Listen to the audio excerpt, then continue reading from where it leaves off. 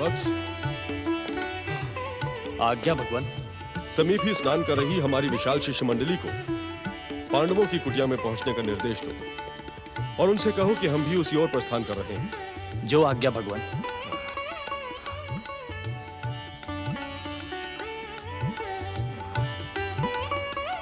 भगवान, स्नान ध्यान तो पूरा हुआ। सत्य, गंगा स्नान करके मन प्रसन्न हो गया। वत्स वेदज्ञ, तुम तो भोजन करने से पहले ही तृप्त हो गए।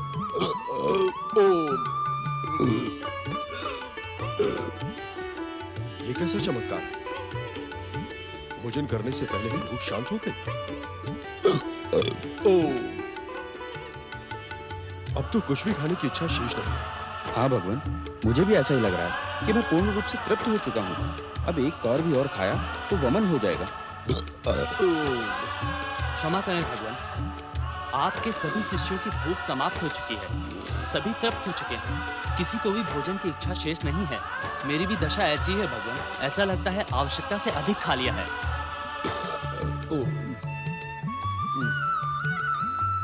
व्यर्थ ही पांडवों ने हमारे आतिथ्य का कष्ट उठाया। वे तो स्वयं कष्टों में जी रहे हैं।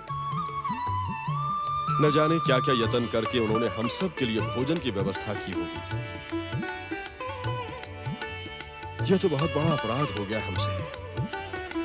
भगवान के सच्चे भक्तों को सताना घोर पाप है और पांडव तो वैसे भी महात्मा हैं। दुर्योधन को वचन देकर हमने बहुत बड़ी भूल कर दी वत्स वेदज्ञ। अब क्या होगा भगवान?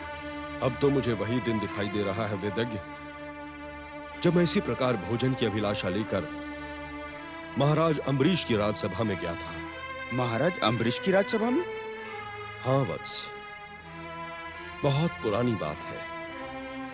महाराज अम्बरीश को भोजन की आज्ञा देकर मैं स्नान ध्यान को चला गया। मुझे स्नान ध्यान में तनिक अधिक समय लग गया। उस दिन द्वादशी थी, जो केवल घड़ी भर को शेष रह गई थी। धर्म में आस्था रखने वाले महाराज अम्बरीश धर्म संकट में पड़ गए। फिर क्या हुआ? ब्राह्मणों को मार्गदर्शन प्राप्त करके द्वादशी रहते भोजन न करने के दोष से बचने के लिए महाराज ने जलपान कर लिया। तब तो निश्चित ही आपने उन्हें शापित किया होगा। शापित ही नहीं, मैं तो उसे भस्म कर देना चाहता था।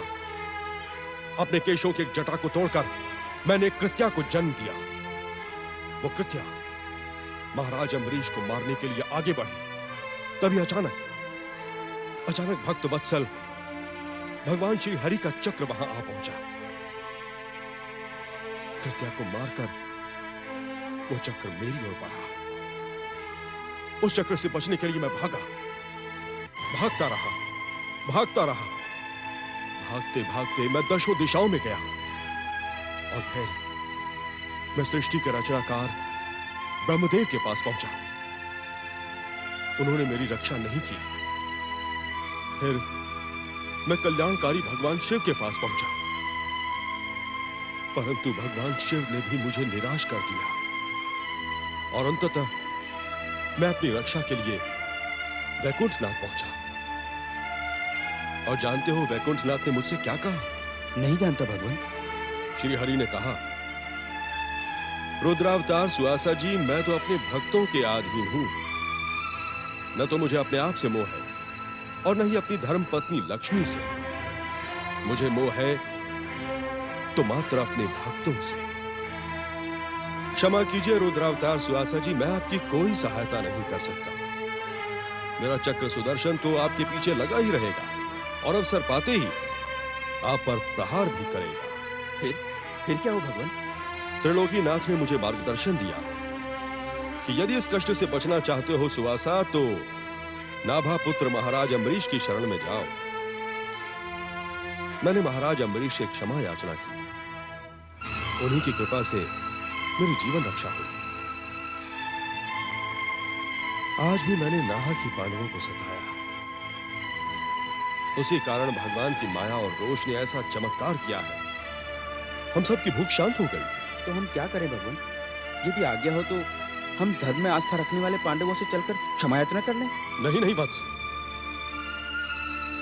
इस समय पांडवों के सामने जाना उचित नहीं होगा। हमारी भलाई इसी में है कि शीघ्र अतिशीघ्र यहां से भाग चले। मस्तक पर चंदन का तिलक तो लगा ले भगवान। तिलक विलक सब बाद में लगा लेंगे वेदज्ञ। इस समय तो यहां से प्रस्थान करने में ही हम सबका कल्याण है। कहीं श्री हरि का चक्र फिर से आ गया तो अनर्थ हो जाएगा। वत्स, तुम तीव्र गति से जाकर शिष्य मंडली को भागने का संदेश दो। जो आज्ञा भगवान। और वत्स वेदज्ञ, यहां से शीघ्र अतिशीघ्र निकल चले। चलो।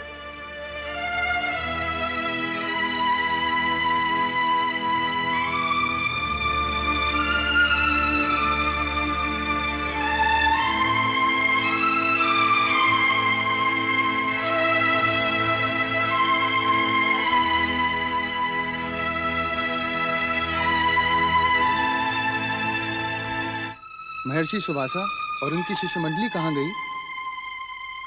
भ्राताश्री के कहने पर वे सब इसी ओर आए थे। सुनो भैया, क्या तुमने उधर कुछ ऋषि मुनियों को स्नान करते हुए देखा है? स्नान करते हुए तो नहीं देखा। हाँ, भयभीत होकर भागते हुए अवश्य देखा है। भयभीत होकर भागते? मैं कुछ समझा नहीं। समझा तो मैं भी नहीं। आज से पहले मैंने बालकों के समान ऋषियों को कूद कूद कर भागते कभी नहीं देखा। वे सब बार बार पीछे मुड़कर देख रहे थे। मुझे तो लगा कोई सिंह अथवा जंगली पशु आ गया होगा।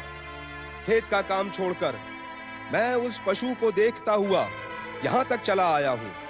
मुझे तो कोई दिखाई नहीं दिया। दिख जाता तो ऋषि को सताने वाले उस पशु को मार कर गिरा देता।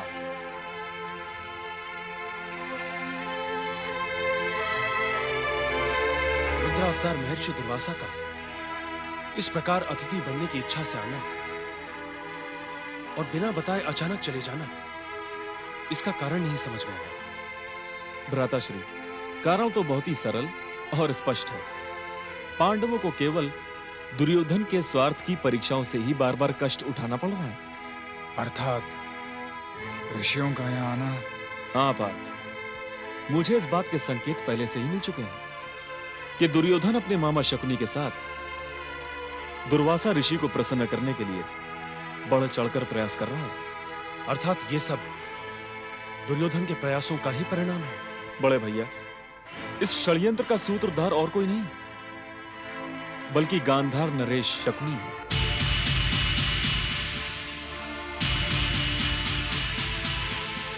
बड़े भैया, ये तो प्रारंभ है। वनवास काल में कौरव आपको ऐसे ही दुख देते रहेंगे। तो क्या इन दुखों के उपचार के लिए और कोई उपाय नहीं है केशव? पांचाली, स्वार्थ और महत्वाकांक्षा की भूमि पर जन्मा दुर्योधन मेरी दृष्टि में एक रोग है, और इस संसार में ऐसा कोई रोग नहीं जिसका कोई उपचार न हो। हे द्वारकाधीश, हम इस रोग के उपचार को जानना चाहते हैं। सभी असाध्य रोगों का उपचार एकमात्र शिव भक्ति से किया जा सकता है। भगवान शिव समस्त दुखों का नाश करने वाले हैं। जो भी सच्चे मन से उनकी भक्ति करता है वो कभी दुखी नहीं रहता। थोड़ा यत्न करने मात्र से भोलेनाथ प्रसन्न हो जाते हैं।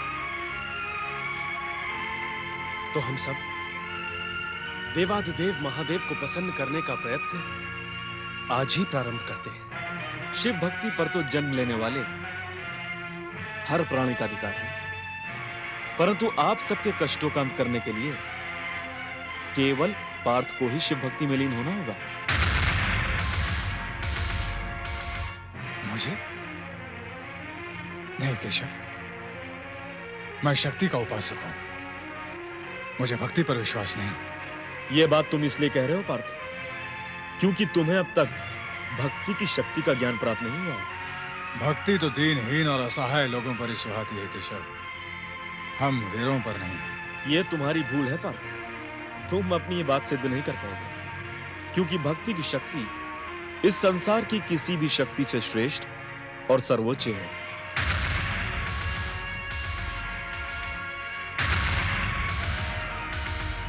बड़े भैया, क्या आप भी यही चाहते हैं कि मैं स्वयं को शिव भक्ति में लीन कर दूं? हाँ अनुज,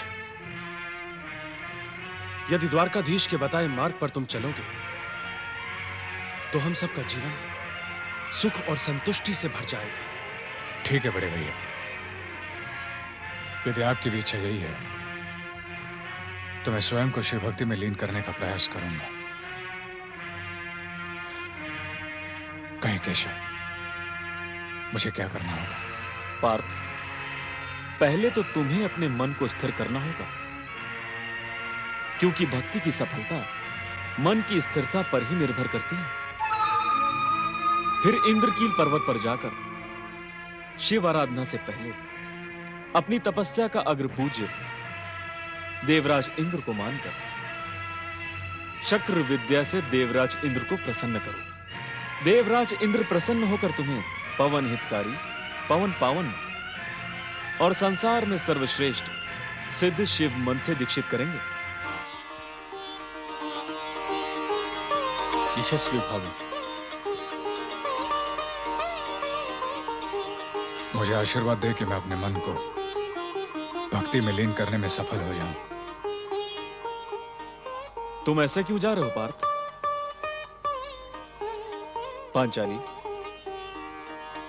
वीर श्रोमणी अर्जुन का गांडीव लेकर आओ।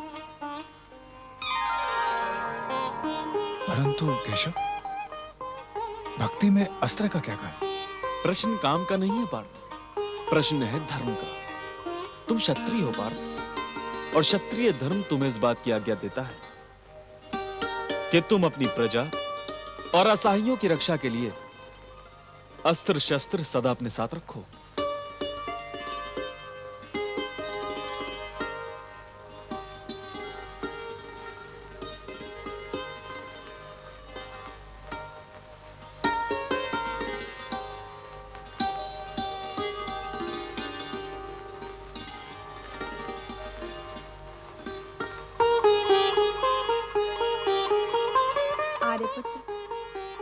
आप एक शुभ संकल्प के साथ तपस्या करने जा रहे हैं।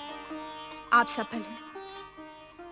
यदि कोई आपको कष्ट पहुंचाने अथवा शत्रुता भरी दृष्टि से देखने का दुस्साहस करे तो उसे दंडित अवश्य करे।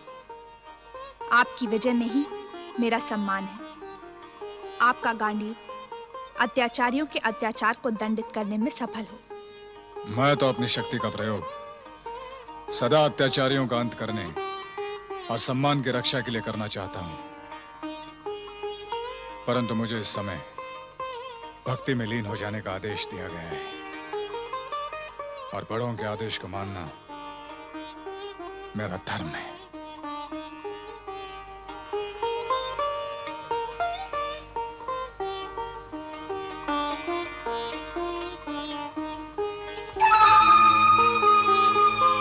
अब मुझे भी आज्ञा दीजिए बड़े भैया, क्योंकि द्वारका पहुंचने से पहले मुझे एक और आवश्यक कार्य पूरा करना है। क्या मैं आपकी कोई सहायता कर सकता हूं द्वारकाधीश? नहीं बड़े भैया, यह कार्य तो केवल मुझे ही पूरा करना है। बंद बंद करो, ये प्रलाप बंद करो। ये नहीं हो सकता, ये असंभव है। मामा श्री के आपको इस गुप्तचर की बात पर विश्वास है? मुझे तो ऐसा लग रहा है कि ये पांडवों के साथ मिलकर हमें भ्रमित करने का समाचार सुना रहा है।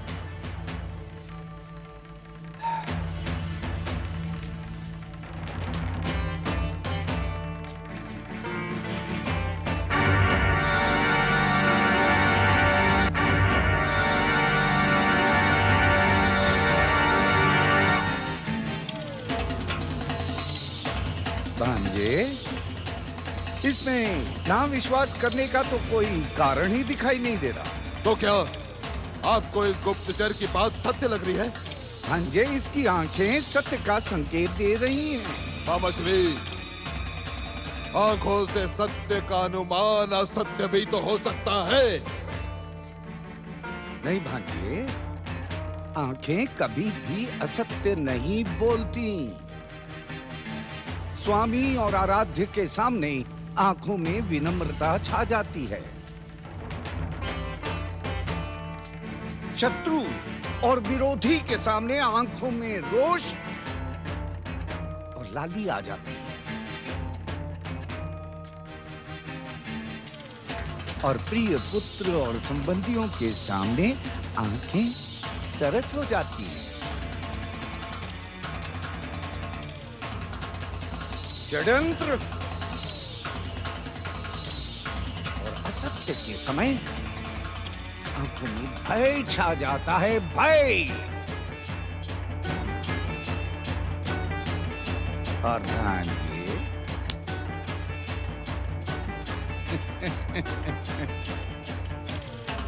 प्रियतमा के सामने आंखें तिरछी हो जाती हैं। ये आंखों की भाषा है भांजे, आंखों की भाषा। और इन्हें पढ़ने वालों को आंखों में छुपी सच्चाई साफ साफ दिखाई दे जाती है। सत्य कहा आपने मामा श्री, सर्वथा सत्य। तुम जा सकते हो गुप्तचर। जो आज्ञा। परंतु मामा श्री, एक बात मेरी समझ में नहीं आई कि रुद्र अवतार महर्षि दुर्वासा, जिनका क्रोध सारे संसार में प्रसिद्ध है, उन्हें भागने के लिए विवश क्यों होना पड़ा मामा श्री? क्यों? भांजे, जो कारण समझ में नहीं आता उसे ही तो चमत्कार कहते हैं। और ना समझ में आने वाले चमत्कार को दूर से ही प्रणाम कर दिया जाता है। क्या कहा आपने? क्या कहा मामा श्री? नहीं नहीं मामा श्री, मैं दूर से प्रणाम करके पांडवों को क्षमा नहीं कर सकता, माने नहीं कर सकता मामा श्री। आपने सुना नहीं कि उस गुप्तचर ने क्या कहा? उसने ये कहा कि द्वारकाधीश कृष्ण के कहने पर अर्जुन शिव आराधना करने के लिए इंद्रकील पर्वत की ओर निकल चुका है मामा श्री। हाँ हाँ सुना, मैंने सुना भी और समझा भी। और सुनने समझने के बाद भी आप शांत बैठे हैं। शांत बैठे हैं तो क्यों बैठे हैं? कुछ करें मामा श्री, कुछ करें, नहीं तो वो अर्जुन शिव को प्रसन्न करके हमारे सम्मुख संकटों के पर्वत खड़े कर देगा। बस यही तुम में बुरी आदत है, समय से पहले ही उत्तेजित हो जाते हो। अरे अर्जुन शिव को तब प्रसन्न करेगा जब वो शिव आराधना करेगा भांजे। मामा श्री, मुझे अर्जुन के शिव आराधना में कोई कमी दिखाई नहीं देती, कोई कमी दिखाई नहीं देती। कमी दिखती नहीं, दिखाई जाती है भांजे। हम प्रयास करेंगे कि शिव आराधना के समय अर्जुन के सामने बाधाओं का पर्वत खड़ा हो जाए। पर्वत तो प्रयास कब करेंगे आप? कब करेंगे? जब वो अर्जुन शिव को प्रसन्न कर देगा तब। मामा श्री, अब तक तो उसने शिव आराधना प्रारंभ भी कर दी होगी, कुछ करें। भांजे भांजे, अर्जुन इस समय शिव की आराधना नहीं कर रहे। वत्स, अर्जुन अग्र पूजा अर्थात इंद्र की पूजा कर रहे हैं और अग्र पूजा में बाधा डालने को घोर पाप माना जाता है। पाप, इसलिए कर लेने दो उसको अग्र पूजा। एक बार वो अग्र पूजा में सफल हो गया तो फिर हम अपना प्रयास प्रारंभ कर देंगे। अर्थात ये इतने उत्तेजित होने की आवश्यकता नहीं है। अरे समय आने पर तुम्हारे मामा श्री तुम्हें बता देंगे कि अर्जुन के सामने बाधाओं का पर्वत कैसे खड़ा किया जाए। समझ में नहीं आता कि केशव ने मुझे शिव भक्ति का परामर्श क्यों दिया।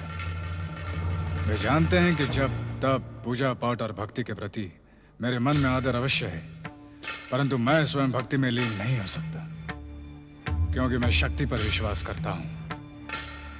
नहीं, मैं कुछ भी कर लूं पर मेरा मन स्थिर नहीं होगा। भरी राजसभा में कौरवों ने हमारा जो अपमान किया है उसे मैं भूल नहीं सकता। वो अपमान ही मेरा मन स्थिर नहीं होने देगा।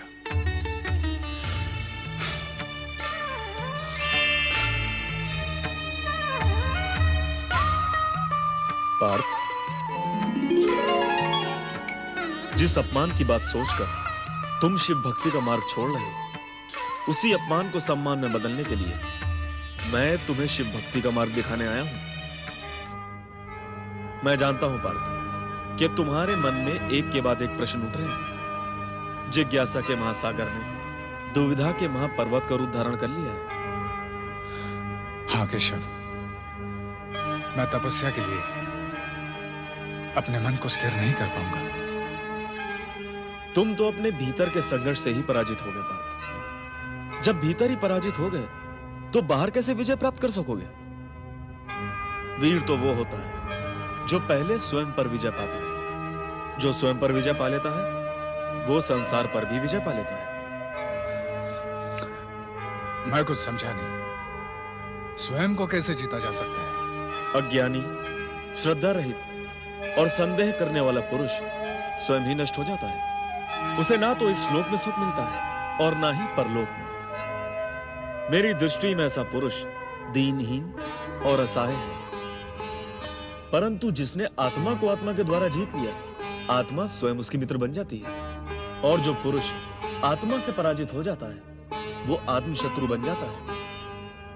इसलिए पहले अपनी आत्मा को जीतो, अपने मन को नियंत्रण में रखो और अपनी इंद्रियों को वश में करो। कैसे करूं केशव, कैसे?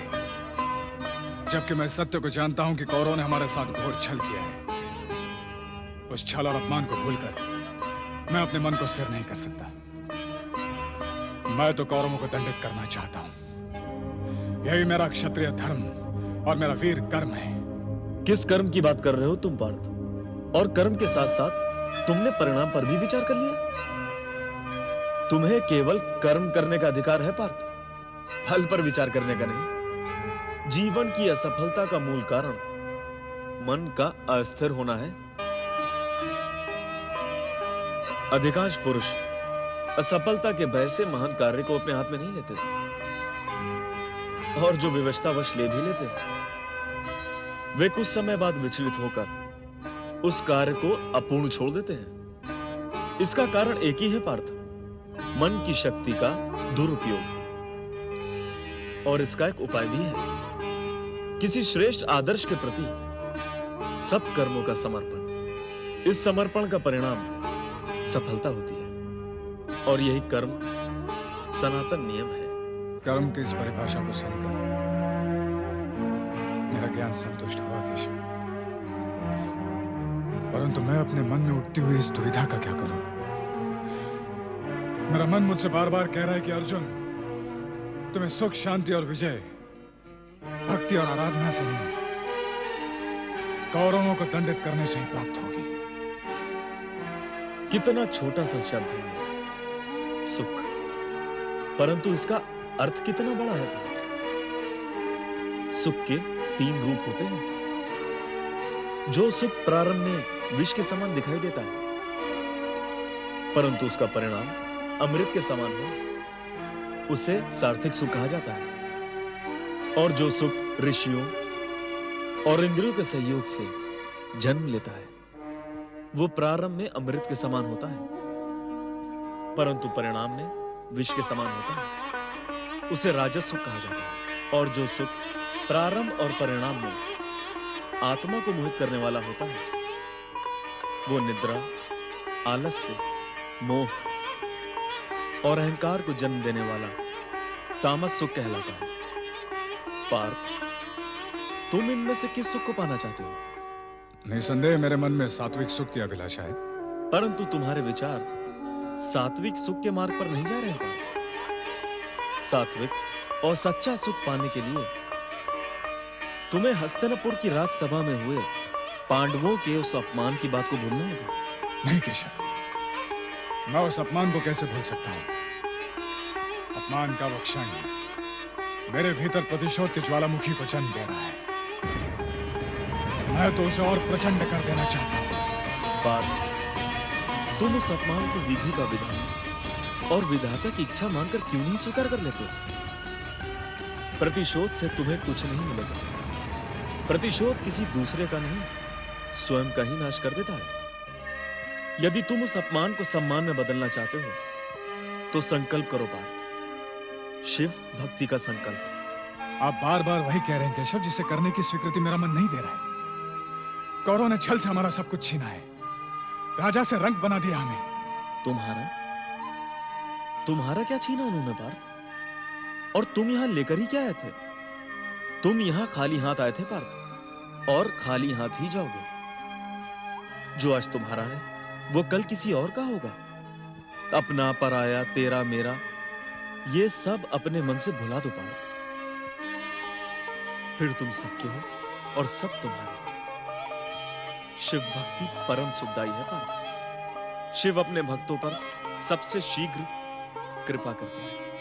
आपकी बात सत्य है, नीति सम्मत और उचित है, परंतु मुझे आपकी बात मानने का कोई कारण नहीं दिखाई देता। मैं तो अपने विचारों और अपनी नीति पर आगे बढ़ना चाहता हूं। हे कमल नयन, आप मुझे अपनी इच्छा मानने पर विवश क्यों कर रहे हैं?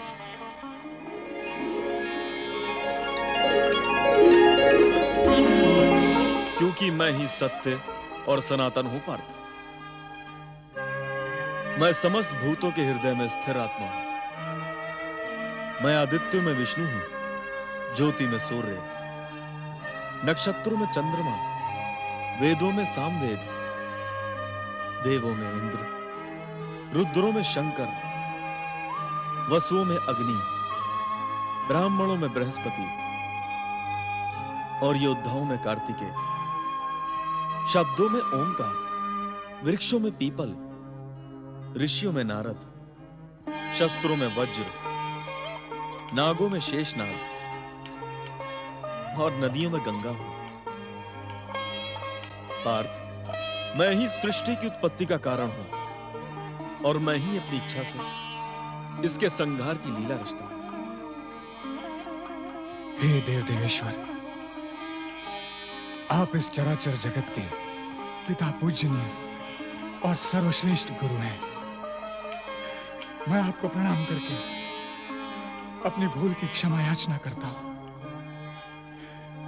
जैसे पिता पुत्र के, गुरु शिष्य के, मित्र मित्र के और प्रिया के अपराध को क्षमा करता है, वैसे ही आप मेरी भूल को क्षमा कर दें।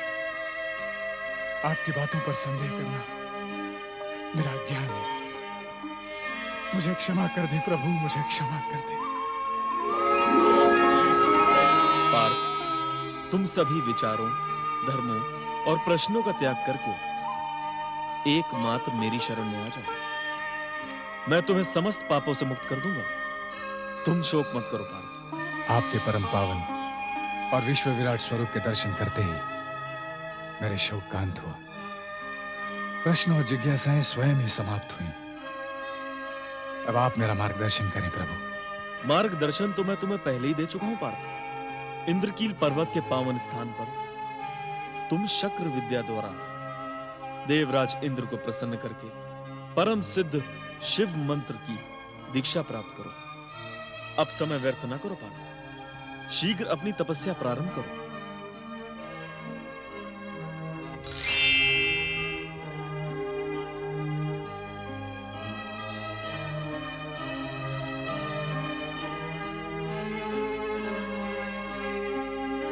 हे स्वर्गाधिपति देवराज इंद्र, मैं द्वारकाधीश श्री कृष्ण के मार्गदर्शन पर आशुतोष भगवान शिव की आराधना से पहले आपकी शक्र विद्या से अग्र पूजा कर रहा हूं। हे देवेंद्र, हे अदिति पुत्र, मेरी आराधना और पूजा स्वीकार करें।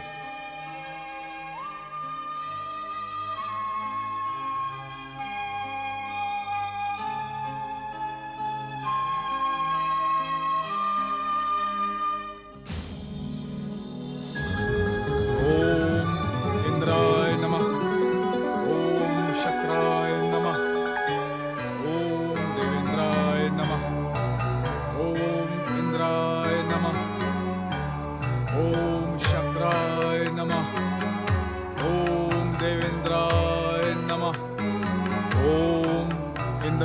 नमः।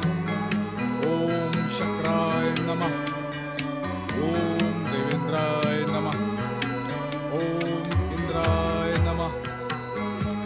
ओम शक्राय नमः। ओम देवेंद्राय नमः। ओम शक्राय नमः। ओम देवेंद्राय नमः। ओम इंद्राय नमः। ओम शक्राय नमः। ओम देवेंद्राय नमः। ओम इंद्राय नमः। मुझे अग्निदेव के समान अग्नि में स्वयं को तपाकर तपस्या करने वाला ये तपस्वी कौन है? इसकी कठोर तपस्या देखकर मुझे पूरा विश्वास है कि स्वर्ग पर अधिकार करने की कामना से ही ये तपस्या कर रहा है। परंतु आश्चर्य है कि इतनी कठोर तपस्या का संकल्प करने वाला ये तपस्वी देवराज इंद्र को प्रसन्न करना चाहता है। मुझे देवराज को इसकी सूचना देनी होगी। ओम नमः शिवाय। इंद्राय नमः। ओम शक्राय नमः।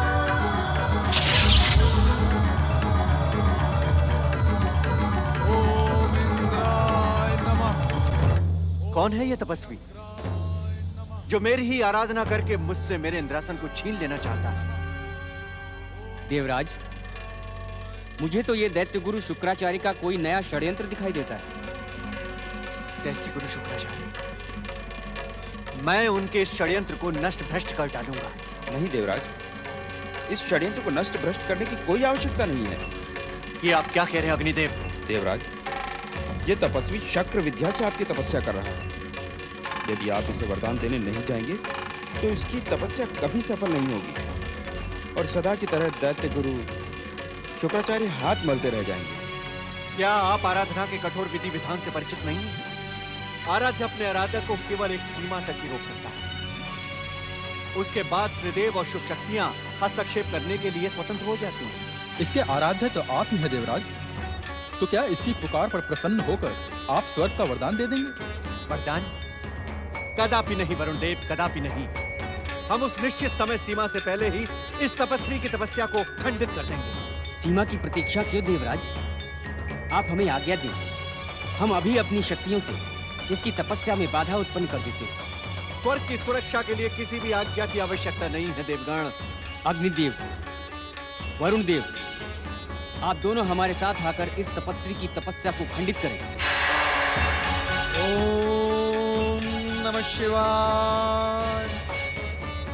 नारायण नारायण। धन्य है आप देवता, धन्य है आपका पुरुषार्थ और धन्य है आपकी स्वामी भक्ति। और आप देवराज, आप भी धन्य हैं और आपका स्वामित्व भी धन्य है।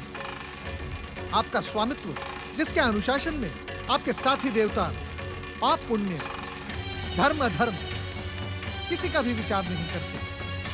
परंतु कुछ भी कहने की आवश्यकता नहीं है देवराज इंद्र। यह बात तो सारा संसार जान चुका है कि किसी भी तपस्वी की तपस्या देखकर आपके हृदय पर सांप लौटने लगते हैं। नारायण नारायण। देवऋषि, ये तपस्वी दैत्य गुरु शुक्राचार्य के कहने पर स्वर्ग की कामना से ब्रह्माग्नि प्रकट करके ऐसी कठोर तपस्या कर रहा है। नारायण नारायण। लाज आती है मुझे तुम्हें देवता कहते हुए। धिक्कार है तुम्हारे देवत्व पर। किस आधार पर आप यह अनुमान लगा रहे हैं कि यह तपस्वी स्वर्ग पाने के लिए तपस्या कर रहा है? बताएं। नारायण नारायण। प्रहार की योजना बनाने से पूर्व यदि आप यह जान लेते कि इसकी तपस्या का उद्देश्य क्या है तो पवनदेव आप ऐसी बात कदापि न करते। परंतु किसी किंतु परंतु की आवश्यकता नहीं है पवनदेव। आप तो इस तपस्वी को ठीक से पहचानते तक नहीं। क्षमा करें देवर्षि, कौन है ये तपस्वी? नारायण नारायण।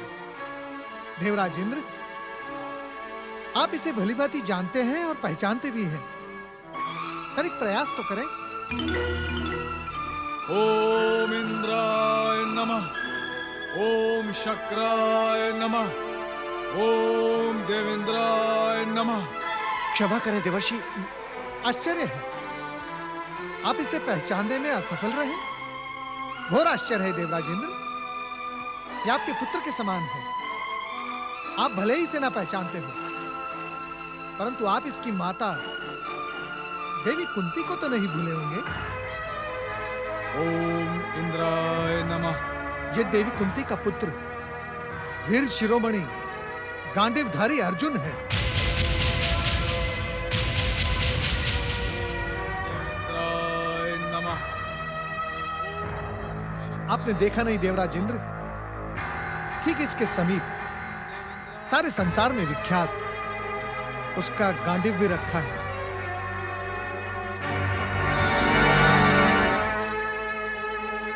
और ये भी सुन लें, अर्जुन स्वर्ग की कामना से नहीं, भगवान भोलेनाथ को प्रसन्न करने की भावना से शक्र विद्या द्वारा आपकी अग्र पूजा कर रहा है। यदि आप में लेश मात्र भी धर्म जीवित है तो जाएं देवराज इंद्र, अपने पुत्र के समान वीर शिरोमणि अर्जुन का मार्गदर्शन करें। ओम नमः शिवाय।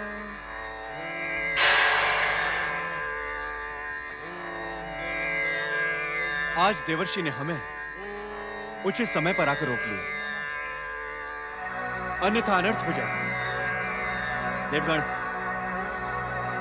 मुझे इसकी पुकार का उत्तर देने के लिए जाना ही होगा। यह शक्र विद्या से मेरी अग्र पूजा कर रहा है,